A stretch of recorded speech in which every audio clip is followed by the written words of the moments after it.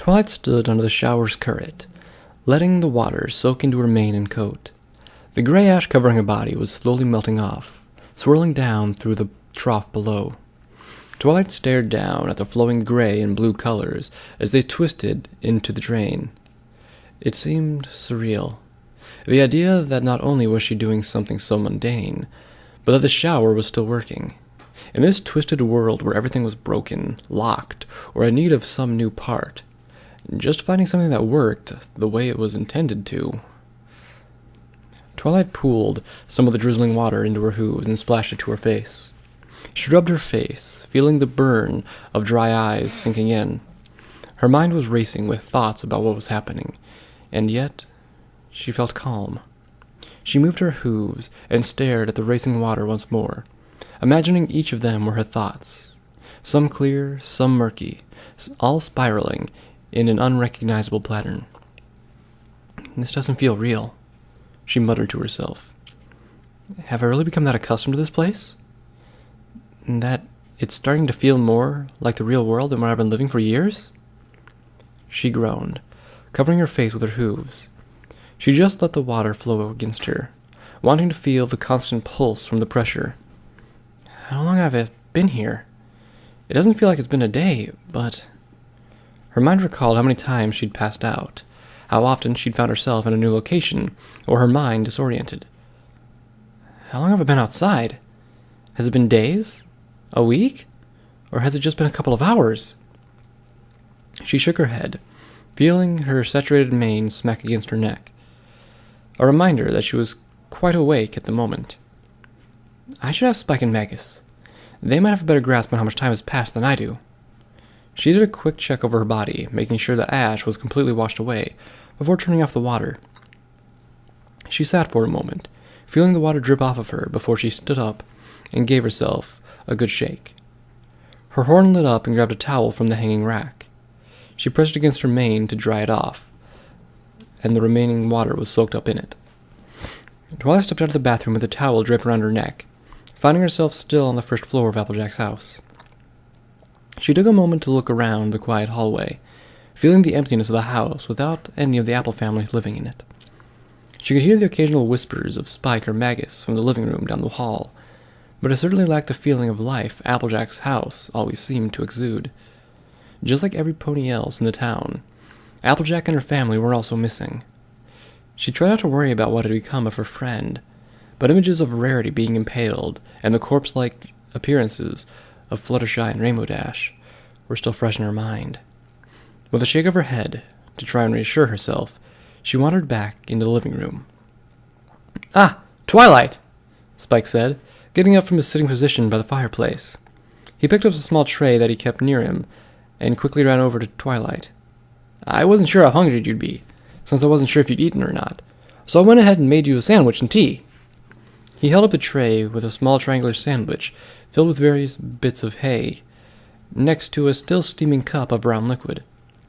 Her stomach suddenly let out a loud growl, and her cheeks flushed, realizing just how hungry she had been since she left the library. "Thank you, Spike," she said softly, picking up the tray with her magic and walking in front of the fireplace. She felt the heat from it spread within the room, the crackling of the flames giving the simple ambience to the room. She sat down and placed the tray before her, Spike quickly taking a seat next to her, bearing a large smile. Magus sat in a large, reclining chair next to the fireplace, his magic wrapped around a cup of tea he was previously holding to his lips, continued to scan the pages of a book.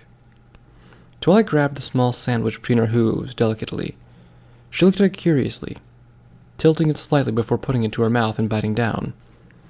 It wasn't a particularly tasty sandwich. Simple bread with simple hay, but it had a bland taste to it. Yet somehow it was the most delicious thing she'd ever eaten.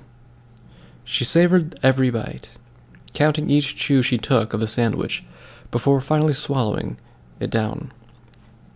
"You okay, Twilight?" Spike asked, looking up at her worriedly. Twilight broke out of her stupor, suddenly feeling the dampness on her face. She put a hoof to her cheek and found fresh tears staining her cheeks. She quickly rubbed her face, chuckling softly. "Sorry, Spike. I'm okay. Just being silly and emotional." She laughed softly, feeling a gentle warmth growing in her chest as she spoke. She pushed the sandwich to her mouth and took another bite, closing her eyes to savor every chew of the meal. "It's delicious, Spike." "Ah, it's nothing really." Spike fiddled with his fingers, blushing softly. "Just some bread with a bit of hay in the middle. I would have made you more, but Maggie said we should conserve the food we found, since we don't know when we find fresh food next." Twilight's eyes wandered to the scruffy-looking unicorn that sat at the chair. He shrugged his shoulders casually, flipping a page on his book, before placing the cup of tea down. It only made sense. We don't know how long we're going to be trapped in this strange town, and food is obviously scarce. Megas spoke in that strange way once more. Twilight's ears flicked at the oddity of hearing it. "After all, I don't even know how I got here. I was in Stalingrad when you met me. Next thing I know, I wind up in some fog-covered town called Ponyville. It really is quite baffling." He chuckled, shaking his head at the notion. "I suppose that's true. I don't even know how long we've been here," Twilight said, picking up her teacup with her magic. "When I woke up in the morning, at least I think it was, apparently enough time had passed for night to fall, and the sun to rise again, which would mean that at least a whole day had passed. And it doesn't feel like it's been all that long." She took a sip of her tea to try and keep her thoughts calm. "I agree. The passage of time does feel odd." Magus shrugged, flipping another page in his book before stopping in thought. "But I think it's more a trick being played than an actual day having passed." "I think so too," Twilight said after swallowing another bite of her sandwich. "This place has a way of messing with your mind. It warps reality around you, and makes ponies do terrible things." She placed the half-eaten sandwich back on the plate, suddenly unable to finish it. "I wouldn't be surprised if how much time had passed is just another way it gets to your head." Magus paused for a moment, contemplating his thoughts before placing a bookmark to hold his place in closing his book. "I have something to show you, Miss Sparkle." He levitated the book over to a nearby shelf and stood up, nodding his way towards the front door. "It might give you some enlightenment on this strange world." "Well, I could certainly use some after today." Twilight let out a soft sigh before standing up and following Magus to the door. Spike was quick to follow as well, before Magus stopped at the door, turning to look at Spike. "Spike, I think it's best if you waited here for us, in the barn." "What?" Spike asked, confused. "But I don't want to leave Twilight's sight again. We just got back together," he said worriedly, not wanting Twilight out of his sight again. "Magus, are we going to go far?" Twilight asked, her brow furrowing with displeasure at the idea that she might end up separated from Spike, like she had before. "Not far." Magus waved his hoof casually. "Just around the side of the house where the animals are kept. We'll be within shouting distance of the door." "See, Spike? I'm not going to be very far." Twilight wrapped a hoof around the baby dragon, bringing him into a deep hug. "I'm not going to let myself get separated that easily from you again." "Okay, Twilight. I trust you." The young dragon wrapped his arms around her in reply. "But if I hear anything, I'm coming straight over." "All right. Deal." Twilight chuckled, before giving her assistant a gentle squeeze and letting go. Magus opened the door to the dimmed world outside, and the two quickly headed out. Twilight kept her eyes on the expansive forest of dead trees before her, trying to spot anything that might be lurking within their depths. The thick fog made it hard to see past the first few rows of trees, but Twilight was going to be vigilant.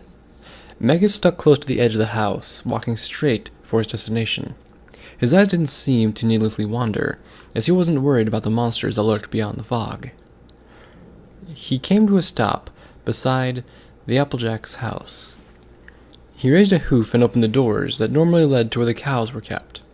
Now it seemed devoid of life, empty as the rest of the town had been. "It's in here," Magus spoke up, magic channeling through his horn, the tip now giving off a bright glow. He stepped into the darkened barn, his head moving back and forth as if looking for something. Twilight followed him to the rotting barn, feeling the thick air hitting her lungs. She put a hoof up to her muzzle, almost retching at the foul stench that assaulted her nostrils. Good. He's still here. Megas almost cooed as he stepped into the shadows, fading from Twilight's view. Who's here? Twilight asked, trying to look into the darkness. Megas didn't respond. Only the sound of a heavy cloth being moved could be heard. Not wanting to be blinded anymore, she raised her hoof and tapped on the pendant around her neck, instantly illuminating the aging barn. A loud wail screamed through the barn, piercing her ears as pounds of metal and flesh smashed themselves into solid steel bars. Twilight yelped, jumping back in fear as her eyes fell upon the rotting out skull of a decaying soldier, pressed up against its container. It gnashed its teeth, trying to attack the source of the light. Oh, he didn't like that very much. Megas chuckled as he watched the soldier thrashing in the confines of his cage. The creature seemed completely uninterested in him, simply gnashing out in anger at the bright light. Megas! Twilight cried, bewildered, her eyes darting back and forth from the caged monster to the pony who was standing next to it, almost admiring it. What are you doing? Get away from the monster! That seemed to catch Megas' attention. He turned his head, looking at her with a queer smile plastered across his face. Monster?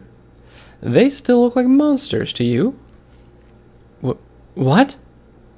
Twilight sputtered, unable to even comprehend the words Megas had just uttered. Of course! Of course they're monsters! Just look at them! She pointed her hoof at the gnashing abomination that continued to try and snuff out the light. It's a walking corpse! How is it anything but a monster? Megas stared at Twilight for a moment, unblinking in his fixed gaze. Twilight felt the hairs on the back of her neck begin to rise as her skin crawled before she heard his voice. An ominous crack that started low, but began to grow. Megas shook his head, as if she had said something that was the funniest thing in the world. Twilight felt herself begin to tremble, her hooves unable to keep themselves still. Her mind began to race, wanting to piece together just what he had said, but unwilling to make that final leap. Because if what he had said was true, then she had... Allow me to rectify that thinking, Miss Twilight. Megas spoke, turning to face the creature that had yet to cease its assaults. His horn began to glow with a dull, almost sickly yellow. Twilight felt her breath catch, unable to take her eyes off what was transpiring before her. Something in her told her to cry out, to stop what was going on, that she shouldn't witness what was about to happen. But she froze on the spot, unable to move, unable to avert her gaze, unable to breathe. Just stare. Light began to emit from beneath the soldier. It finally distracted from its assault by the appearance of this new threat. It turned its head down as if staring at the floor despite the caved-in holes where its eyes should have been. In the sickly yellow light she could make out patterns being made, shapes being etched onto the bottom of the steel cage. They slowly came to life, and it was then that Twilight recognized that he was inscribing beneath the creature. It was that symbol, the symbol he used to create the safe areas, the one that had killed any creature that was in his presence. Megas was going to kill the soldier. Before her senses could return to open her mouth and speak, the light of the circle vanished, leaving the blue insignia branded on the bottom of the cage. With a loud, howling cry, the soldier began to thrash about the cage. His whines echoed through the hollowed barn, and his armor rattled and shook as the body inside it began to suffer. Steam began to pour through the edges of the rusted metal that covered its body, and its mouth opened wide with its sorrowful cry. Then, before her eyes, it began to change. The rotten, decayed skin of the creature began to shift, as if its skin was a living entity that was crawling along its host. It stretched and wobbled, covering over wounds that marred its body, though it never lost that aged look. The skin stretched into the holes of the soldier's face, into the mouth and around its hooves. Twilight stared in horror. For a moment, the soldier no longer looked like a monster, but like a pony. Missing its eyes, but a pony, held by fear, pain, and death.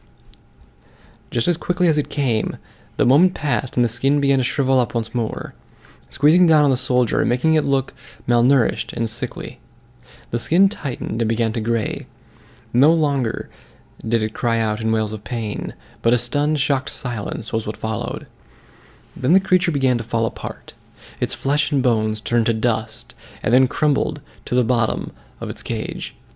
The metal fell with a loud bang to the bottom of the steel floor, and the soldier was no more.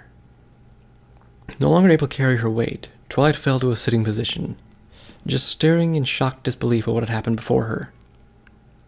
You killed him." Her voice was fragile, trembling out of her mouth, and hitting the ground with what felt like a shattering crash in her mind. An unfortunate victim of research, but one that said so much before he passed. Magus chuckled, staring at the metal and dust of his handiwork before turning to face Twilight again. He looked her in the eyes, though they didn't seem to look back at him, just out into the empty space before her. "But I'd like to hear from you, Miss Twilight.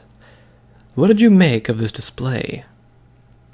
Twilight's mouth slowly opened agape, unable to catch any words to speak. Her mind was blank, unwilling to register the thoughts that were going through it. She could feel herself shutting down, not wanting to accept the reality of the conclusions that were awaiting her. But somewhere in her mind, she knew she had to face them. She'd been stabbed, cut, beaten, slammed into walls, thrown around, waded through blood till her legs were soaked red. Her mind gave one last offense, to try a mediocre act of sanity. No. No? Magus raised an eyebrow, curious to her choice of words. Magus. No. You can't. You can't tell me this. Twilight's voice shook, her eyes beginning to burn with tears. You can't tell me. The monsters I've been... Her eyes squeezed shut as hot tears began to stream down her cheeks. That the monsters have been ponies. Flesh and blood, ponies. You can't. You can't! She looked at him, tears pouring down her face, her voice cracking and afraid. I've been killing those monsters, Magus. All throughout the town, my hooves are stained with their blood. She stared down at her hooves. The imagery of her sword flying through the air and taking the life of the creatures left and right flashed before her. But if they're ponies, Magus, if they're ponies, then I... Her voice began to tremble, her words caught in her throat. Her hooves covered her face as she began to curl up, trying to escape from the reality that was now bearing down upon her. Then you're a murderer. Twilight froze as Magus spoke those words. She slowly lifted her head, looking through the bangs that hung before her eyes, at the stallion that stood next to the cage. His strange way of speaking ever present, his eyes never seeming to show what was truly going on behind his mind. And that's true. You would be. All those lives cut short because you had swung your blade. The weight of so many lives resting upon your shoulders. Twilight put her hooves to the ground, staring at it as her mind reeled. I had no choice, Magus. They left me no choice. They attacked me. They intended to kill me. If I hadn't killed them, I'd be dead. Good. Rationalize the killing. That'll make it easier for your conscience to bear, right? His words dug into her, bore straight into her core. She put a hoof against her snout, trying to keep her stomach from escaping her now. Taking the life of another pony is a heavy burden to bear. I'm sure you know that better than anyone. Twilight just broke out into a fit of sobs, curling up on the floor, wanting the truth to go away. She wasn't a killer. She didn't kill ponies. She defended herself against monsters. Mindless monsters that wanted to kill her, to kill Spike, to kill her friends. If she didn't fight, she would die. They would die, because mindless monsters couldn't be reasoned with. But if they were ponies... Of course, that only matters if the life you're taking is indeed a pony. Magus spoke up, placing a hoof against the steel cage. Twilight froze once more, confused by these new words, her mind still in a state of shock. These monsters you slay. From my own research, I can conclude that they were once ponies. I don't see them as monsters, but simply as new specimens to study. Twilight very shakily managed to right herself from the floor, still sitting but not shaking in trembling tears like she had been. These are just the remains, twisted and malformed, by a world that now has a new use for them. I don't know quite what it means just yet, but you should have no qualms over their deaths. If anything, they're just puppets. His odd way of speaking never broke tone once. He was as calm talking about the gravity of the murder as he was about talking about flavors of his tea. What? What in Celestia's name is wrong with you? Was all Twilight could muster. She still gently shook, a muddy mess of emotions coursing through her head as she tried to even make sense of everything that was going on right now. Let's just say that I always have the bigger picture in mind. Mega smiled that desolate smile before he began to slowly walk back to the entrance of the decayed barn. His loud echoing footsteps became muffled by the layers of thick ash outside before the air returned to its silence. She placed a hoof over the other, closing her eyes and breathing heavily as the tears dripped down her cheeks. She needed to calm herself. She could feel her mind still shaking, wanting her to pay for all the horrible things she must have done. But she hadn't done anything wrong. She had defended herself. She wasn't dead. As far as she knew, her friends weren't dead either. A searing hot pain flashed in her mind as the image of a white unicorn became stained with blood, a long black sword piercing her chest. Twilight grabbed her head in her hooves and gave a wailing cry as her head hit the ground. Another hot vision flashed in her mind.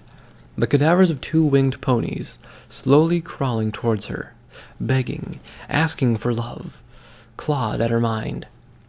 She raised her head and slammed it against the floor. A loud thud echoing in her mind became numb. Her body felt limp, and she lay on her side, panting and breathing in the heavy dust of the floor. She let out a loud cough, wanting to be rid of the intruder. She placed her shaky hoof against her face, and took in several more shuddering breaths, before finally starting to feel a semblance of calm come to her. She was breaking down. She was crying, sobbing mess of a pony on the floor, in the middle of a world that seemed to feed off of her misery. She wanted to be home, curled up in front of the fire, reading a good book. She couldn't think of how many times she had just wished to wake up from this nightmare, to see everything return back to normal and have her old home back. But every time she thought she was getting closer to an answer, she'd be whisked away again. Yet there was always that voice in the back of her head, the one that always seemed to show up just as she was willing to give up. It was a low, painful voice that barely could utter a word, let alone a sentence. But it was there. She could hear it, and it pushed against her. Get up. Achingly, her body began to right itself. She pushed herself onto her haunches and put a hoof to her face. She took a few deep breaths, some shuddering as she calmed herself, rubbing the dirt and tears off of her face. She could stand on her own hooves. She could walk if she gave herself another moment longer. She wasn't dead. She didn't know for sure that her friends were dead, and the words of Lance were in her head.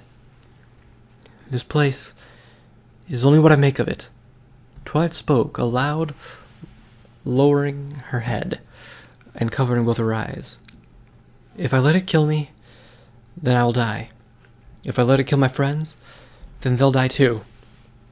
She lifted her head, her eyes starting to show the wear of the tears and her lack of rest. And I will save them. I couldn't live with myself if I didn't do everything I could to save my friends. With a calmer hoof, she pushed herself back upright. She was standing again, looking at the dark, abandoned barn once more. The figure, it must not have any more answers for her right now. or else Magus would have shown her more. She grit her teeth. Right now, that name sent a flash of anger into her mind. It felt more than deserved. He messed with her head and made her fall into that breakdown. Her resolve was shattered and broken, all because he had opened his mouth and say things that weren't true. If she needed to use that anger as a fuel to push on, she would let him feel the full fury of Celestia's protege. She didn't want to go back to the farmhouse just yet, not unless there was a reason to be in his presence again.